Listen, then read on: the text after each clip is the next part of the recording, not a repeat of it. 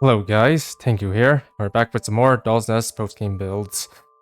So before we begin, I would like to remind you guys to like, subscribe, and hit the notification bell, and if you have any questions or concerns about this build, feel free to leave a comment in the comment section down below.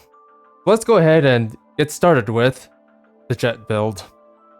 So for our mobility module, we'll be running the Faluricon. For the headset module, we'll be running the SSX. For the hangar module, we'll be running the Damned. For the thruster module, we'll be running the Tropion. For the utility module, we'll be running the Epona. For the primary arms 1, we'll be running the LPR. For the primary arms 2, we'll be running the Trio. For the rear arms right, we'll be running the Sankbloom. And for the rear arms left, we'll be running the Gunniers. Not much else to say about this build, so let's go ahead and take it out for a spin. And here we are at the water treatment levels.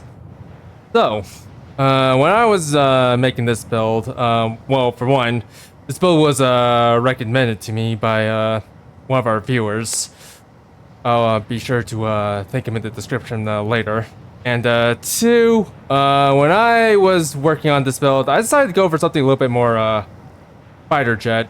So the request was to make a build that was relatively decent in terms of defense, but also had some pretty good range on it.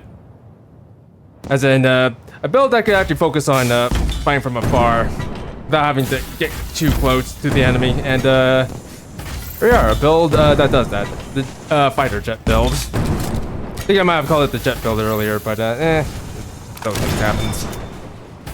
Anyways, with this build, I decided to run the LPR and the Trio. Why those two weapons? Because these two weapons tend to be pretty effective from afar. I was thinking about running a discharge machine gun instead of the Trio, but then I decided, discharge machine guns tend to have a bit of limited range, so I decided let's go a little bit further and use something with a bit more range. And I decided, you know what? Why not use the Trio? Why not use the Trio? You could actually supplement this for the SAR instead, or rather, replace this with the SAR instead, if you need a physical option. But I feel like the LPR could fill in that role pretty well.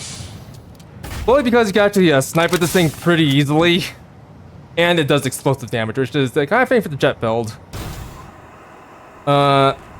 As for the rest of the equipment, I decided to roll with the Damned and the Tropions and SSX just to fit the jet aesthetics. Not to mention these frame parts tend to have some pretty good defense. But on top of that, I decided to run the Gunniers as well because it's been quite a bit since we've last seen the Gunniers, and quite frankly, I feel like the Gunniers fit the aesthetics pretty well. Of being a fighter jet, being able to hit your opponent from afar. In fact, everything about this build, because you can hit pretty far. And as for the Epona, I decided to use those because, well, fire jets have flares, and it makes sense to fire off some flares when you're getting locked on with a missile. Fortunately for us, none of these enemies use missiles, but you can never be too careful. Although I should probably mention this with flares. But if you're using missile weapons like the Gunniers, be careful about using your flares. Because as soon as you use your flares,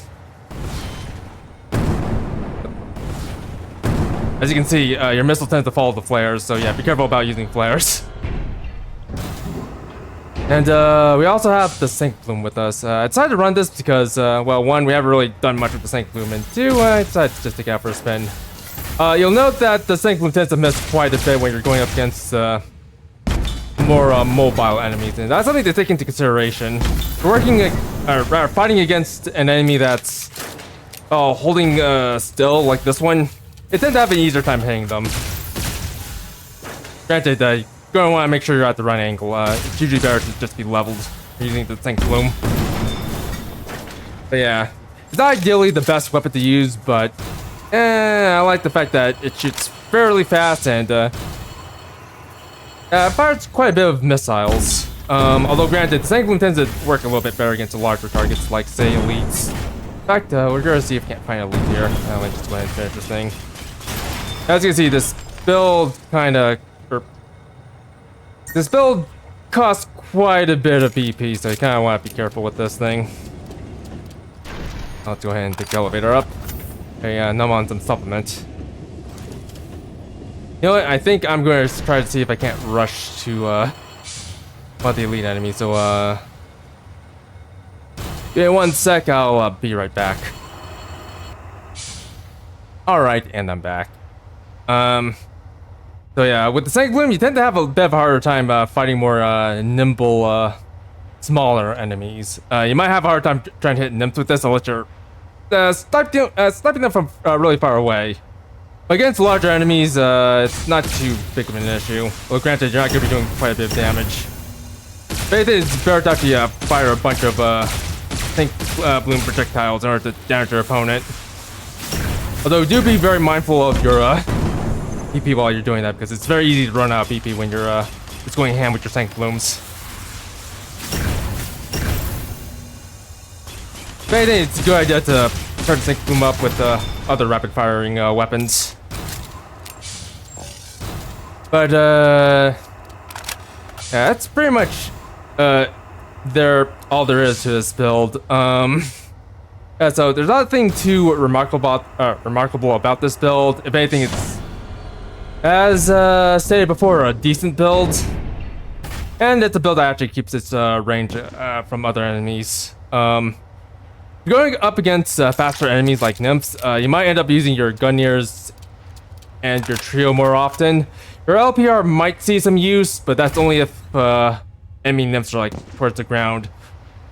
And also, against bosses, this build is kind of okay, although granted, I wouldn't recommend fighting hard mode bosses with this build because, well, there's not really much to this build to use against bosses, or I think that'll actually give you a burst of damage. If anything, it might be a good idea just to make sure you're well stocked on supplements if you do plan on using this build against bosses. Or, you know, just run a melee weapon. But anywho, I think that's about it for this build. Yeah, if you guys have any questions or concerns, feel free to leave them in the comment section down below.